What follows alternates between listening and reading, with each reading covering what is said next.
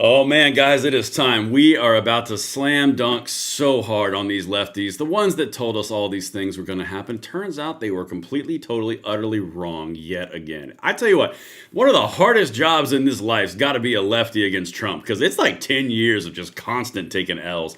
But we're going to have a whole lot of fun. I've got the jacket on so you know there's going to be a little bit of rough and tumble spice. I'm Indiana Jones meets influencer creator vibe right now, and you're gonna love every second of it. So guys, as you get in here, make sure you hit that like button, subscribe to the channel, turn the notification bell on.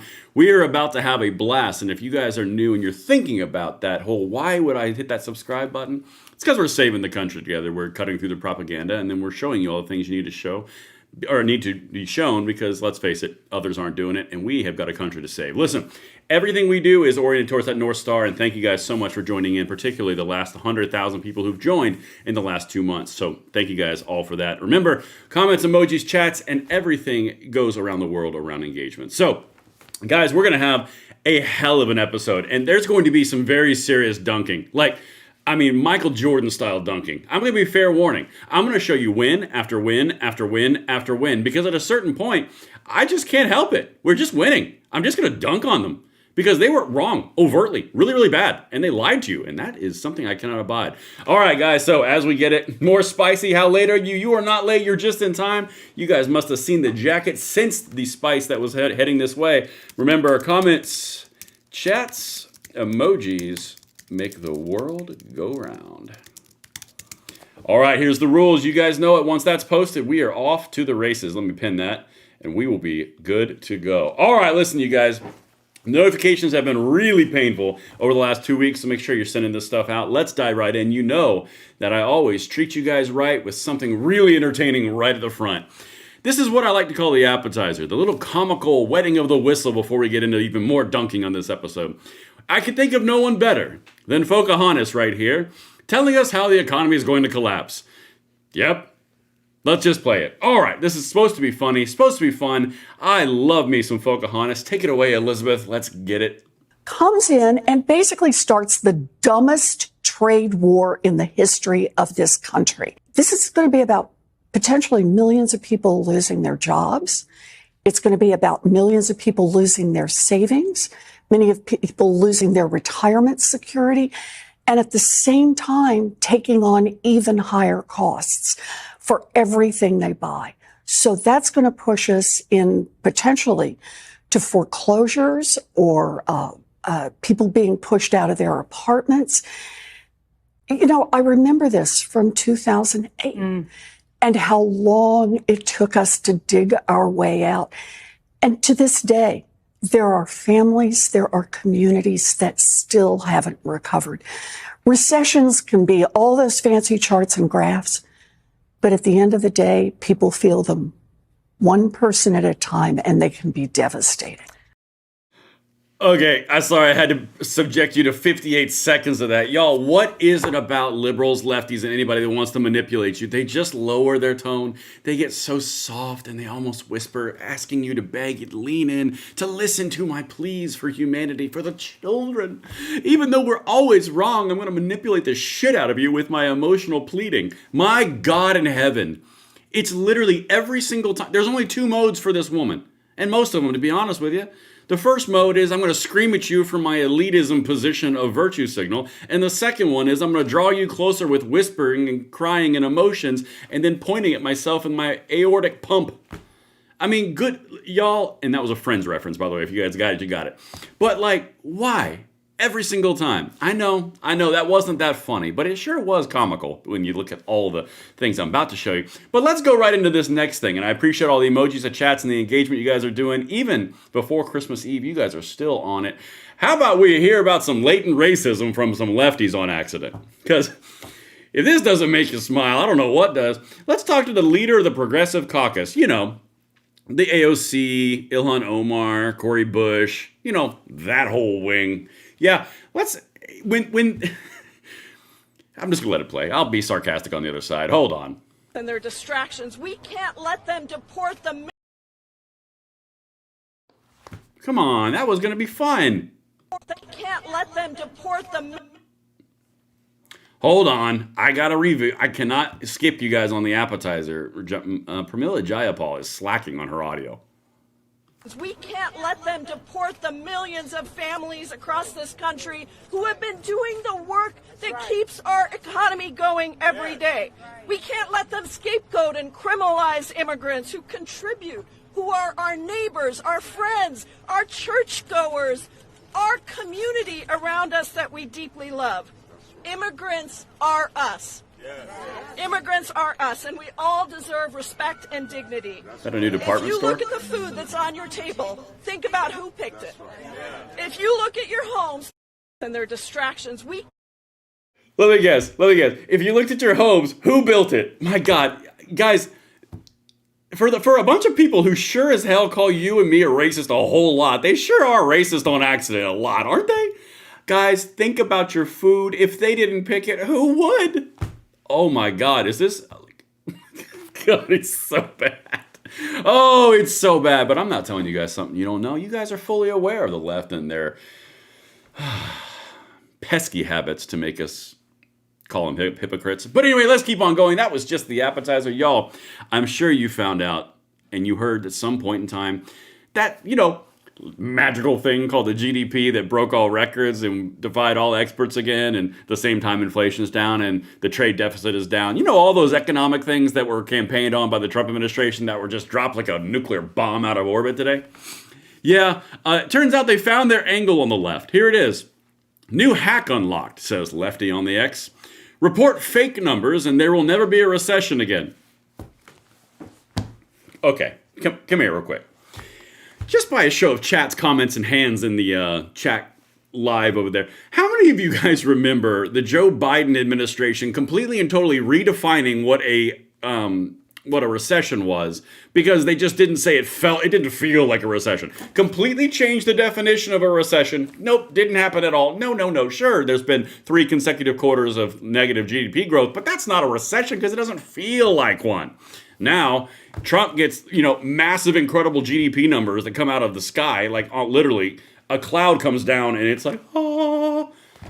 But no, you just make up fake numbers. Those pesky numbers. So your idea is just to ostrich this and stick your head in the sand. You know what, lefties? I hope to God you keep doing it. I hope to God you keep doing this because you're just looking like a bunch of dill holes. Anyway, let's keep on going. I told you, I got the jacket on. When that thing comes on, a different alter ego pops out. All right, let's keep on going. And by the way, all my 2A people in the crowd are going to have some very good news at the end of this when the entire live audience shows up. There's some really cool stuff that just happened. Stay tuned. We're going to go back to making fun of lefties. All right, listen. This is one of those things, people. Every once in a while, you have the CNNs and the MSNBCs and the ABCs, and they can't get around good news. It's like one of those things where it's so obvious that if you don't cover it, it's actually an issue. Yeah, let's just celebrate together this segment that just aired on CNN about the gas prices going down along all the other things that are going down. Again, I'm not going to carry anybody's water, but if your results are this strong, I'm going to sing your praises, and you can have as many mean tweets as you want, as I said in my earlier episode today. All right, let's get it. Here we go. Thank you for the comments, chats, and emojis. They make the world go round. Keep it going. Let's get it, CNN. Show me the way. No? Time for your holiday travel. AAA says gas prices are under $3 for the first time in 4 years, and just as a record number of drivers are expected to hit the roads this week. So that's the good news. CNN's Matt Egan is here to fill us in on what's happening. So now what do we get the gas cans, we fill them up. Merry Christmas, Erica. There you go. Merry Yes. Christmas, Matt. Right? Yeah. I don't know about that, Brianna. You don't want to drive up prices by doing that. But look, this has really been one of the feel-good stories for the economy, and on the affordability front. Gas prices, they've been under control basically all year, and they're Hold the phone. Flag. I need to get flags. That's what I need. I need to get like a physical flag I can throw. Did you just say on CNN, of all places, that gas has been one of the highlight bright spots in the economy pretty much the whole year, and now it's wrapping up the year on a low note? Did CNN actually just say that? Do the liberals know? Did the Democrats clear these talking points? Because holy God, what? Okay, maybe oh my God, I forgot one thing. He also said that magic word. Really great news on affordability. Hey, what have we been talking about the Democrat talking points and how the bottom's going to fall out of them when the economy turns around and affordability is no longer the thing? Hello! All right, let's keep on going. We're having fun, guys. I'm loving the comments, chats, emojis. You give me life when you do it. Let's get it. The year at especially low levels. So look, this is the gas price as of today, $2.86 a gallon. Not only is that 21 cents cheaper than a month ago, but this is the lowest price since April of 2021. And April of 2021. Who is the 2021? Guys, let's consult our calendars because I'm pretty sure that was like 3 months after Biden was inaugurated. I just want to throw that out there real quick. Okay, let's continue. yeah, look, gas prices, they were low at this point last year as well, but they're even cheaper today. Now, this is especially true in the middle part of the country, right? There's about 10 states where the average price is below $2.50 a gallon, including Texas, Louisiana, Wisconsin, Iowa.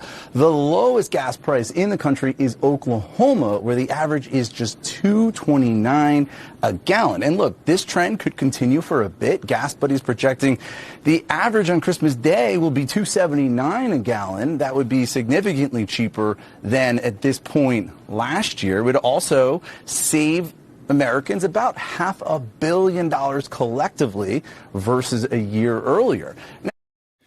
A year earlier? Wait a minute. We in the Americas, us Americans, us people, the guys that stole land and the invaders, those people that, yeah, the lefties say that, but it's weird. They also say that gas isn't going to go down, but it's at $2.79 on Christmas Day, and it's going to save us over $500 million. Wow. I wonder where that money's going to go. It's called discretionary income. 2026 is going to be real fun with lower gas prices, lower energy prices, lower rent, lower mortgages, more house availability, lower groceries, and the interest rates are going down. And by the way, we took out 2.2 million consumers out of the entire population of the United States in 11 calendar months, all of which, by the way, were campaign promises by the Trumpster. I mean, guys, I'm going to be honest. Downward pressure on consumption, downward pressure on prices, increasing on supply, and then you also have lowering of interest rates and you have a lower consumption level. I'm going to be honest, that's before you even get the tax on tips, or no tax on tips, no tax on Social Security, and no tax on overtime. Y'all, 2026 is going to be one hell of a time. All right, let's keep on going. CNN's got more for you, though. Comments, chats, emojis, guys. Let me know you're alive. Let's get it. Now, why is this happening? Well, as usual, a lot of this has to go back to the price of crude oil, right? If you look at this point in the calendar 3 years ago, you're looking at about $79 oil. 2023, 2024 is around $70. But look where we are now, just $58 a barrel. And that's because there's a lot of supply out there, right? U.S. oil production hit record highs last year, continues to shatter records this year. OPEC and Saudi Arabia, they continue to ramp up production. So all of that has driven oil prices down. But I would just note. I'm sorry. Y'all, did CNN's check clear? Or did it bounce on Team Democrat? Because now you're talking about a record production level of oil and gas in the United States and OPEC, which, by the way, was underneath negotiation with Donald Trump back in the summer when, he was like evil. Yeah, all of a sudden there's more oil in the system, which leads to more supply, which leads to lower prices. And at the same time, you have consumption down by 2.2 million people in the United States. Again, in an 11 months calendar year. I mean, y'all, I really am concerned about the check clearing from the DNC at CNN. Anyway, just saying. All right, so that's enough of that. I think we've landed that plane very thoroughly. You guys, of course, can tell me right over there. I'm going to keep on grinding this salt into the wound because, honestly, they lied to you for so long, the jacket had to go on, and now it's time to backhand some lies. Hey, look, economic growth for Q3 2025. I just thought this would be personally important to you guys. 4.3% in America, 0.4% in the EU, and 0.1% in Great Britain. I'll tell you what, it's impossible to have growth anymore. I mean, it clearly is. I mean, we're the exact same as the European Union and Great Britain. And I'm just waiting for the lefties to just throw their hands up in the air and be like, I mean, I got nothing. I mean, good God. Anyway, let's keep on trucking. Again, we aren't even to the part where they start taking our rights back from the area of D.C. That's your little wink and a nod to the 2A people in the crowd. Hang in there. Once the audience shows up, we'll get into it. This is, seriously, guys, I want to be candid with you real quick. As you guys get in here, let's just consider this like the midway break. I despise two things in what I do, right? I would classify myself as a political commentator, a political analyst. I would tell you about breaking news. I would tell you about the country. I would say America first. I would say pretty much our country is the best one on the planet. We deserve to give it to the next generation better than we found it. That's pretty much a good synopsis of where I stand. But the thing that pisses me off more than anything is lying. I cannot stand lying. I despise lying. And what happens on the Democratic left and the propagandists and the talking heads and the media and the X and the money and the billions of dollars they spend, they just propagandize you. They lie to you with polls. They lie to you with exposés. They lie to you with talking heads. They lie to you with talking... It's all lies. And I spend a very large portion of my professional career when I'm not doing behind-the-scenes camera stuff, which, by the way, amazing stuff is coming in 2026. Make sure you hit that like button, subscribe to the channel, and turn the notification bell on because it's about to go wild. But they also just... it just bothers me. It just bothers me so bad because it affects you, and it affects me, and it affects everyone I know. And that just pisses me off. And the other thing is clickbaiting and lying. I don't like that either. All right, let's keep on going. We got some more stuff to talk about. That was just a little crack into my soul. Thank you guys for tuning in. All right. Let's get it. Oh, no, we haven't done that one yet. Sorry. All right, so now, let's go over here and look at this real quick. I want to spend a second on something that the experts told you. Okay, hold on a second. Because, again, remember, the experts said this. It was obviously fact, right? I mean, obviously. Uh-oh, some of you guys already know. You guys already know it. Put AAG Dylan over there. You guys know where I'm going. This is awesome. Let's get it for now, though. We'll get there in a second. Now this, we just got a read on the third quarter GDP. The economy grew at a very healthy 4.3% pace, much more than expected. Senior Counselor to the Treasury, Joe Livornia, joins us now. And Joe, I remember when critics of the tariffs claimed, look, the economy's going to tank if you do that. They were wrong. Sure. Well, that's why Secretary Bessent's highlighted the fact that when the economy started to recover in the second quarter when President Trump took office, we grew 3.8%. You had this huge rebound in stock prices, historic increase off of those lows because people bet against America and they didn't understand what the president's trying to accomplish, which is supply-side-led growth. And that. Okay, that's all I wanted him to say. Supply-side growth. Guys, should I go big screen for this? I think I should. Let's do it. I love economics.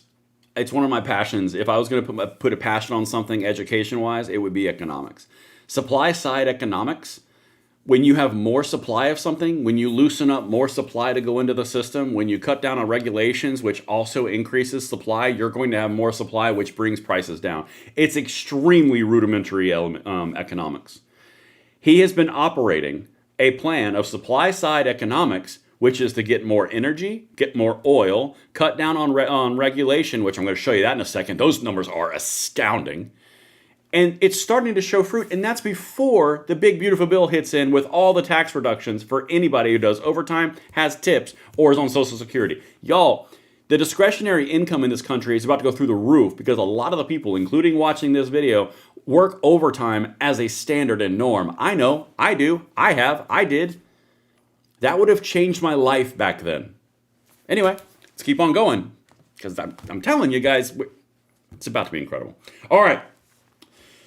We got a super chat from Fred Samuel. Says, North Carolina, call your representatives and tell them to overturn SB 50. The vote is January 12th. That is a concealed carry or a constitutional carry legislation that Fred is referencing. If you do live in North Carolina, that would be a great thing to do. All the details are right there. SB 50 is what he's referring to. All right, let's keep on trucking. We're about to get real fun. Like that. Like here, let me give you a little hint. Oh, okay. Here we go. This is the last economic one. Then we're going to just start really slamming and dunking, go full throttle. I was going to read that, but I'm just going to play it. Yeah, I'm going to play it. Watch this, guys. Watch. We are looking right now at the GDP number at 4.3% is the actual number versus an estimate of 3.3%. Mark Tepper, your reaction. So last week we talked about inflation coming in lower than expected. Now economic growth is 1 full percentage point faster than expected. It was supposed to come in at 3.3, came in at 4.3. This is a direct result of everything President Trump has put in place. Net exports are on the rise because of Trump's tariff policy, which is leveling the trade playing field. AI is increasing productivity. Businesses are investing and spending, and the consumer remains strong. And just think, next quarter, they'll end up getting an extra $150 billion in refund checks that they can then deploy and spend as well. So great number. Great. He said that rather well. And now we get to the fun part where I literally just get to take the proverbial hammer of justice and slap the crap out of some lefties. Because now, I told you, the jacket is on. This was going to be a fun episode from the very get. Let me show you some other things, because this is a very important point. In 11 months, the administration has had a lot of very lofty goals and a lot of very lofty aspirations and a lot of, I would say, expectations. Okay? We're at, honest to God, I would say we put an expectation of probably like a 90, 95%. We're probably sitting at right now like a 63, 65%. And we're in year one. Okay? What were some of the main things that we talked about? Okay? Right during the entire candidacy, during the entire presidential election, we talked about cleaning up the voter rolls, getting rid of potential issues with that. We talked about getting the jobs back in the United States. We talked about bringing down inflation, bringing down prices. We talked about bringing down housing prices. We talked about bringing down rents, bringing down vehicles. We talked about pretty much all those things. The trade imbalance. We talked about Second Amendment rights. That's going to make an appearance here in a couple tabs. Like all of these things, securing the border. I'm going to be honest with y'all. Again, I don't carry anybody's water. I'm not on anybody's payroll. But I can tell you objectively, for 11 months in, that's pretty good start. I want a lot more. We need a lot more. But like, objectively. Okay, let's keep on going. Look at that. This is the Assistant Attorney General. I'm telling you, this woman is a rising star. I bet you she'll be Attorney General one day. From the work she's doing in the DOJ under the Civil Rights Division, which also the Second Amendment Task Force is underneath the Civil Rights Division. More on that in a second. DOJ is suing both red and blue states to force them to clean voter rolls for the 2026 midterms. Y'all, they already cleared 100,000 people off the voter rolls that were illegitimate out of North Carolina. That's a swing state. All of the stuff that we want is happening. You've got the AAG under Civil Rights Division going after all the states the secretaries of state that don't want to clear out their rolls. That's a good thing. That's going to suck come midterms when you got to all of a sudden, poof, pulled the old 2024 where 15 million Democrats just magically didn't vote. You know, that whole thing. Yeah, I said it. All right, let's keep on going. I got even more for you. Again, Hammer of Justice is coming in right now. This one, I really, really like this one. And by the way, guys, if you don't like this part, check your pulse. You might be dead. Honest to God. Look at this. Regulatory Reform Report. Completed actions for fiscal year 2025. This chart provides a detailed list of each agency's executive order, deregulatory, and regulatory actions completed in fiscal year 2025. 129 to 1. Let me zoom in for you. 129 to 1. Agencies issued 646 deregulatory actions and 5 significant regulatory actions. 43 to 1. Within these results, agencies issued 218 deregulatory actions that delete, modify, or otherwise refine the code of federal regulation. Y'all, if we are in a window of 43 to 1 or 129 to 1 deregulatory actions versus regulatory actions, holy God, 129 to 1? I don't know if you guys remember this, but in Trump 1.0, it was 3 to 1. It is now 129 to 1. You want to get rid of the bureaucratic state, the deep state morass that is DC? You fire 150,000 bureaucrats. That happened. And then you cut it down to 129 to 1, deregulatory to regulatory. Y'all, I'm sorry if no one's telling you this. They're lying to you. That's a good thing. Agencies are scrapping costly mandates, reopening American energy, and cutting red tape. This means massive savings, stronger growth, and more freedom for Americans. Again, if you don't like that, check your pulse. Okay. Here's more November job reports, foreign-born versus native-born workers. Isn't it strange how you don't hear the people who are for the American worker and for the unions and all the Democrats that run about telling you everything's bad? They don't celebrate the fact that there was 21,000 foreign-born jobs added, but there were 2.63 million native-born jobs. That would be giving Americans jobs, wouldn't it? Again, it's weird how they don't tell you these things. There it is. It's coming from the U.S. Department of Labor with the snarky little line of Merry Christmas, little stamp right in there. I mean, I don't know how else to illustrate this, but just keep on slamming. And by the way, here we go. This last one right here. Bank of America securities economist. Listen to what this Bank of America securities economist just said about the economy. What do you think? Hey, I was talking. I was not ready of for what you just heard. Stop it. There we go. Here we go. What do you think? Tell me. Tell me about this. Tell me about this thing that was impossible. Tell me. Oh, really? You have an attitude now? That's what you're gonna do? Steve, what do you think of what you just heard? I think this is a very, very impressive GDP report. As Steve correctly pointed out, 8% essentially nominal GDP growth. Consumer spending really beat expectations. This is pretty unusual. I mean, we had the monthly data for July, August, and September, so the only thing left was revisions, and the revisions were huge. Otherwise, you can just take the July, August, September number and get 2.7% consumer spending growth. So the fact that we went to 3.5 on consumer spending suggests that the revisions were quite aggressive, and the other components were also probably pretty good to get to 4.3%. I mean, we wrote in our year-ahead piece that the economy rarely grows below 2% when we're not in a recession, and yet the Fed keeps saying that 1.8 is the trend growth rate, but looks like we'll get another two handle this year. There's another conclusion we need to make to this. Isn't that crazy? I almost did the audio problem. Thank you guys. Oh man, I'm just saying. Like, listen, you guys keep this show alive with commentary, chats, emojis, shares. But I see you over here, but keep them going, please, because notifications just whoop. It's truly remarkable. The trade deficit has shrunk significantly. I'm just going to keep on doing it. I'm going to put the jacket on more often, I think. All right, here we go. Now, for my 2A people, this is a little something that I've got saved just for the end when most of the people are here. One of the big promises of the Trump administration and the DOJ was to stand up for the Second Amendment rights and to cut back on all the states and cities and municipalities that were going against the Second Amendment rights. It was a very important piece to this. In fact, there was a whole lot of conflagration and there was a whole lot of malcontent issue with the fact that everything is not happening exactly as it should as quickly.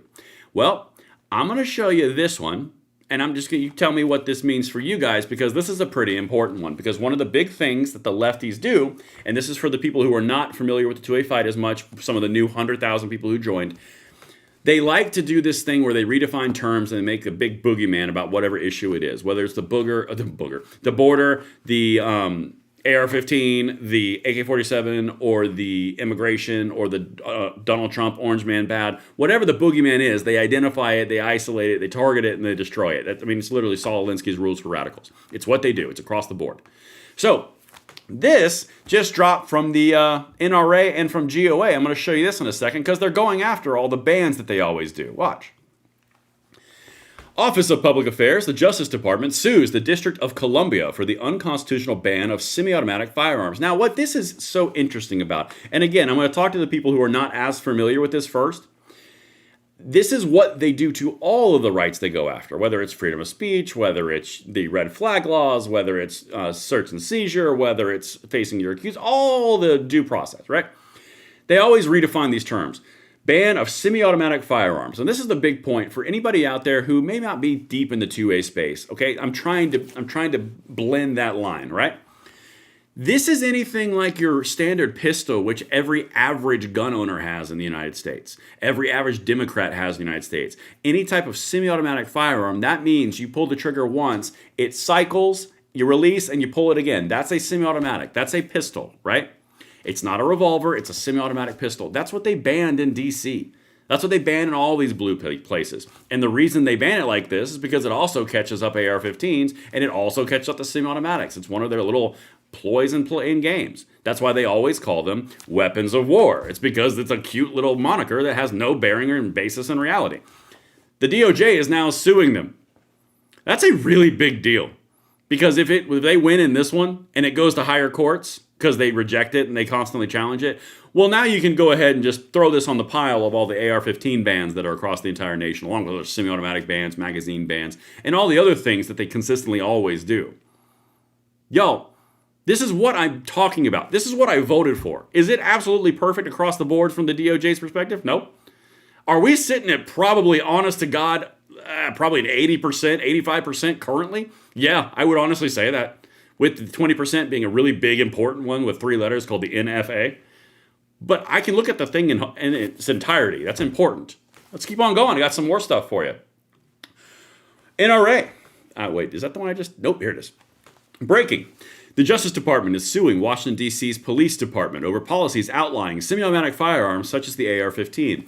D.C.'s code banning these weapons is an unconstitutional incursion into the Second Amendment rights of law-abiding citizens in our nation's capital. It absolutely is, and this goes into something that I've said prior. The big thing about the lefties, and again, I'm talking to the people who are not familiar with the gun world as much. Something that I've said consistently about what the lefties do, and they do this all the time, particularly with gun control. They get so tied up in their virtue signals, they get so tied up in their moral high ground that they consistently kick open doors in their greed and their lust for power that they can't get nailed shut, right? So for example, if they fundraise consistently on AR-15 bans, or they fundraise consistently on semi-automatic bans, or on magazine bans, whatever the magical item of the moment is, red flag laws, whatever you want to do. If they push too hard on it, like the Biden administration did through executive bureaucratic actions at the ATF and the DOJ, then they get caught up in lawsuits, and then they get them shut forever, and they can never do them again, i.e. the bump stock ban, i.e. The pistol brace ruling.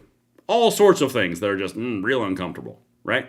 And they can never do it again. So what they've done historically is they've always tried to walk the line of being really upset to still fundraise, but then never actually pass the laws they're trying to pass because they'll get their butts shut down in court. Well, that's what they do. That's what just happened in D.C., and it's going to happen again because there are 6 other lawsuits that are going on about that exact same thing. And here's GOA's cherry on top. DOJ just filed a historic lawsuit against D.C. for its unconstitutional ban on registering common firearms like the AR-15. By the way, again, to the people who are not familiar, the AR-15, the big evil boogeyman, the thing that is so rare and dangerous that it's tipped with nuclear weapons, there are more of those in the United States than there are Ford F-150s, just to put that in perspective. Okay, they're going down the road of banning something more popular than F-150s. There are many reasons I've gone through multiple times. I'm not going to go into the weeds right now about common use, but good luck, lefties. Good luck. Anyway, let's keep on going. This is huge for law-abiding citizens' rights to keep and bear arms. GOA stands firmly in support of defending our God-given right to self-defense, and there is what I would consider one of the rising stars of the entire DOJ. Harmeet Dillon. AAG Harmeet Dillon leads DOJ's Civil Rights Division lawsuit against DC AR-15 ban. And this is the way I'm going to wrap this, because that was a really good point to drop right there. This is a pivotal moment in our 2A rights in history. Yes, it is. I got a super chat I got to get to. Hold on one second. Oh, man, I saw Santa Claus. I got to get that. Okay, I didn't miss one. Here we go. Super chat. Concrete Lizard, 420 with a $5 super chat says, I love your content and delivery, Braden. Thank you and Merry Christmas. You get a heart. Merry Christmas to you as well, and thank you for the compliment. Sometimes when the notifications go off, I just think you guys don't like me. But I know it's not you guys. It's just the notifications. It's just YouTube trying to get me not to tell you things, but it's okay. Anyway, this guy better bring his workers out. I don't even know what that means. I love Harmeet. That's right. That's right. Promote her now. Honestly, she could be promoted. I'd be very down with that. But here's the thing, guys. We're gonna wrap with this. Of course, you're gonna have a Merry Christmas coming from me in a second, so hold on for that. But here's what I really want to say as we wrap this one up. Everybody on the planet was telling you how bad it was. Everybody on the planet, whether you're on the right, whether you're on the left, everyone of the establishment on the right, everyone on the woke part of the right, and yes, there is a woke part of the right, just like there's a woke part of the left. I'm not going to get into the whole game, but honest to God, we all know it, right? They tell you it sucks. They tell you nothing's going to work. It's almost like everyone's addicted to outrage and negativity. That's not the way to move forward. And I'm not going to do it. I'll tell you when things are bad. I'll tell you when things are good. And right now, they are really freaking good. And this is before January drops with the big, beautiful bill, which is going to be phenomenally amazing. Alone for the people, much less the GDP and the economy. When you're cutting taxes, you're cutting regulations, you're lowering the amount of consumption by removing illegal immigrants. You're removing the FHA loans, you're foreclosing on houses, getting more houses that they bought on the market. You've got rent going down, prices going down, gas going down, oil going down, interest rates going down. All the while, you've got the highest GDP you've had in a long time. Everything is lining up really sweet. And the DOJ is kicking in and going after one of the biggest decisions out there for the Second Amendment side of everything. I'm going to be honest. I don't know how you find something to be negative about. And I'm not talking about you guys. I'm talking about the ones that would tell you everything is done and we might as well go eat dirt. I would caution you to be aware and be cognizant of those that only bring you bad news even when good things are happening. It's almost like there's an addiction to outrage. And I'm not going to be addicted to outrage. I just won't do it. But that's very important to me, at least to say. And I hope you guys feel that in the channel. I hope I landed this plane. Let me know what you think in the comments, the chats, the emojis that make the world go round. I hope you enjoyed the content. I hope you enjoy all the winning. We're going to have more of it. I hope you enjoyed the leather jacket delivery. My alter ego always comes out when I wear this bad boy. And, oh yeah, Merry Christmas to each and every one of you guys. I cannot wait to start the rest of this year, or finish the rest of this year and start the next year with you guys. I love each and every one of you, just the right amount that makes you feel comfortable. And I'll see you on